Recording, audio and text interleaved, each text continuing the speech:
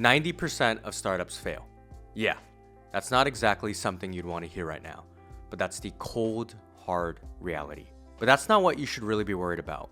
What you need to know is that most of these failures aren't because they ran out of money. They fail because they built something nobody actually wanted. Meanwhile, some of the biggest companies you use every day, Instagram, YouTube, Slack, all started as complete disasters. Instagram was a confusing check-in app called Bourbon.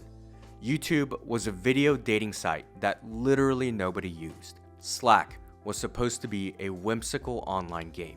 So what's the difference between the companies that die and the ones that become billion-dollar success stories? They learned how to fail strategically. This guy is Kevin Systrom, and back in 2010, he thought he had it all figured out. He'd built this app called Bourbon, a complex location-based app where people could check in at places, make plans, earn points for hanging out with friends. Oh, and they could also share some photos. He was convinced this was the next big thing.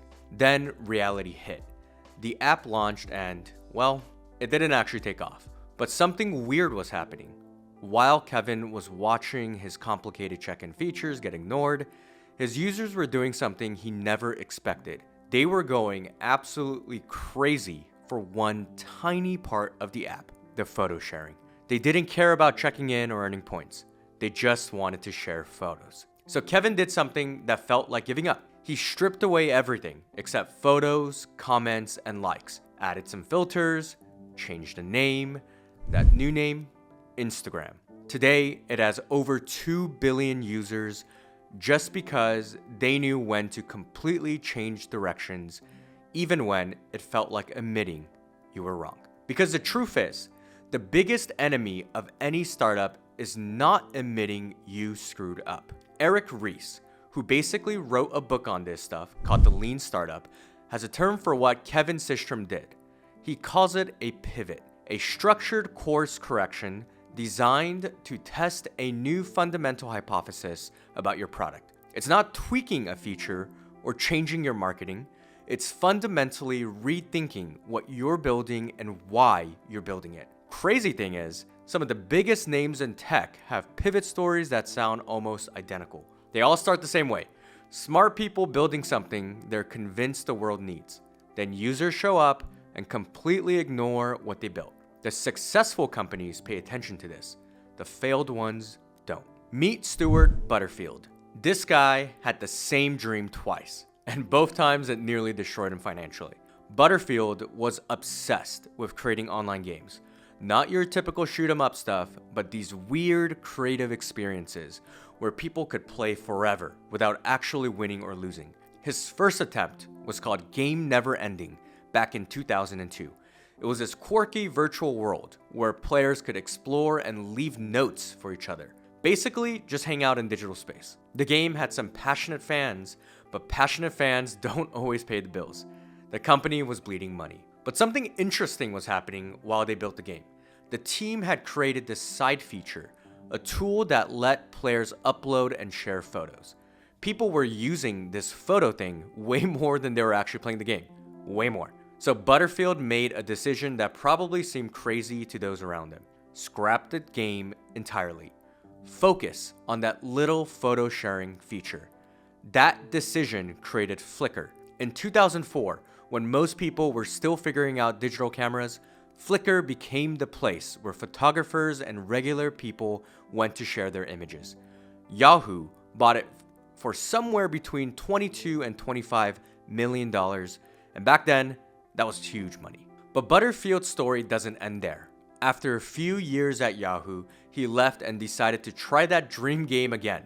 This time, he called it Glitch. He spent years creating this beautiful, imaginative world where players could explore and collaborate.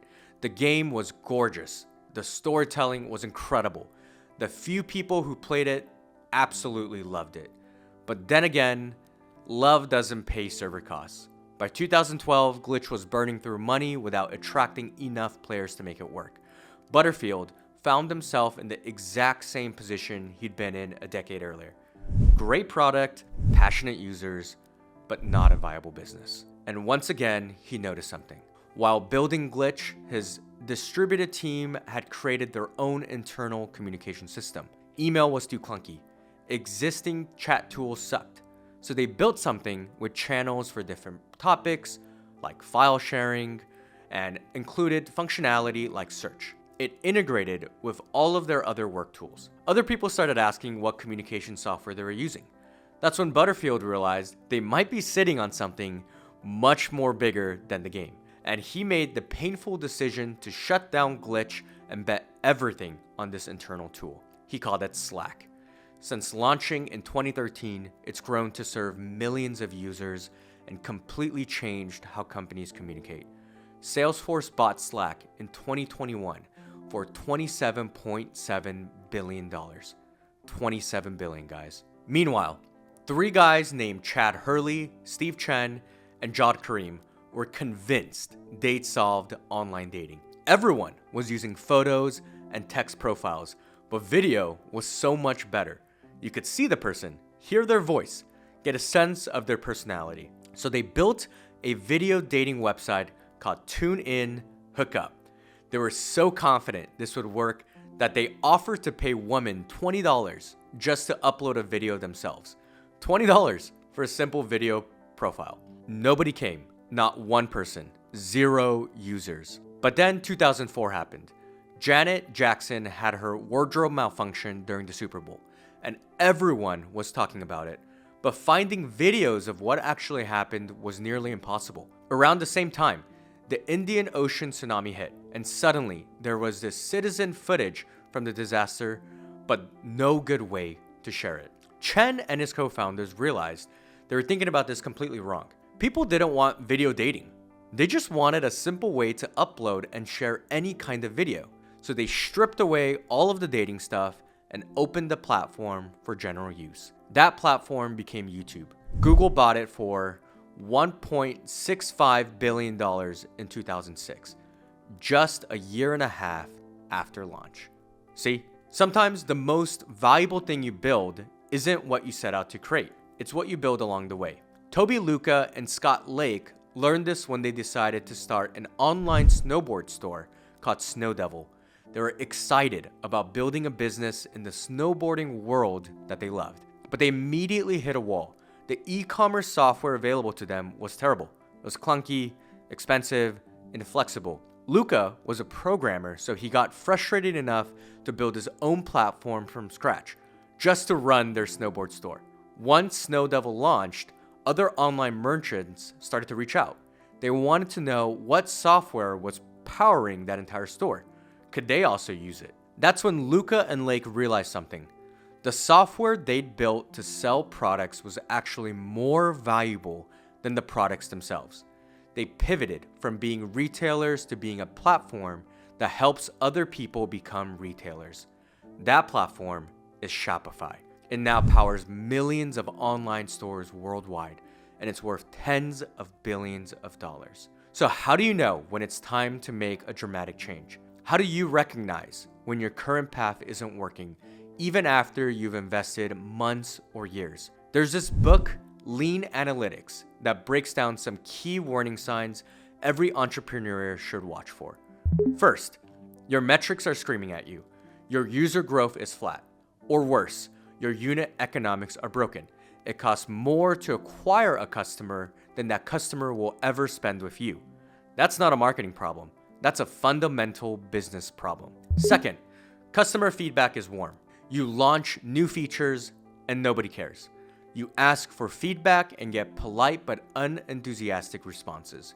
Here's the thing, indifference is actually worse than hate. If people hate your product, at least they care enough to have strong feelings. Indifference means you're not solving a problem that matters. Third, and this is huge, your customers are using your product in ways you never intended. Instagram's Kevin Systrom saw this when bourbon users completely ignored check-in features and obsessed over photo sharing. Flickr's Stuart Butterfield saw it when game never-ending players spent more time uploading photos than actually playing the game. When your users are telling you through their behavior that they want something different, listen, they're not being difficult. They're showing you what the market actually needs. Fourth, External forces sometimes make your model obsolete overnight. Nick Bilton writes about this in Hatching Twitter, describing how the podcasting platform Odeo was doing okay until Apple announced iTunes would integrate podcasts directly. Suddenly, Odeo's business model was under threat from one of the biggest companies in the world. That external pressure forced Odeo to pivot into something completely different, a microblogging platform that became Twitter. So let's say you've recognized the warning signs and you've decided you need to change direction. How do you actually execute a pivot without destroying everything you've built? Eric Ries's Build, Measure, Lean framework is probably the best guide here. First, analyze what assets you actually have that are valuable. For Shopify, it was their e-commerce technology. For Slack, it was their internal communication system. For Instagram, it was that photo sharing feature users loved. Next, go back to your data with fresh eyes. Look at customer feedback, usage analytics, user behavior patterns. Where's the one bright spot in an otherwise struggling product? What are people actually doing versus what you thought they would do? Then formulate a new hypothesis, not just a guess, a testable statement about what you believe users want. Instagram's hypothesis was something like, users prefer a simple photo sharing app over a complex check-in service. Slack's was, teams will pay for a communication tool that centralizes conversations and integrates with other software. The key is building what's called a minimum viable product, or MVP. Don't build your entire new vision right away. Build the smallest, fastest version possible and let that test whether your new hypothesis is correct. Finally, test and validate. Get your MVP in front of real users as quickly as possible. Are they excited? Is it growing organically? Are people recommending it to their friends? That organic growth and genuine enthusiasm is what you need before going all in on that new direction. It's not easy. I'm not saying that. For a founder especially, it can feel like admitting your baby was a failure. There's that sunk cost fallacy. You feel like you can't give up because you've already invested so much time and money. But pivoting isn't about quitting. It's about learning faster than your competition. Instagram, Slack, and YouTube all pivoted away from their original ideas. Not because they failed, but because they saw what users actually wanted. You don't always win at first, but you can always be flexible, listen to feedback, and have the courage to change. Because sometimes what you never meant to build is exactly what the world needs. Thank you guys so much for watching this video. I sincerely hope it was useful and applicable to your own businesses and startups. As a founder myself, these are steps that I go through every single day. So I sincerely hope that it helps you and guides you as you go through your entrepreneurial journey as well. If you'd like to stay connected with me online, you can reach out and find me at Operations Kevin. You can connect with me on Instagram and X. Drop a comment down below and I'll be sure to respond and provide my thoughts as quickly as I can. Thank you guys so much for watching and we'll see you next time. Peace.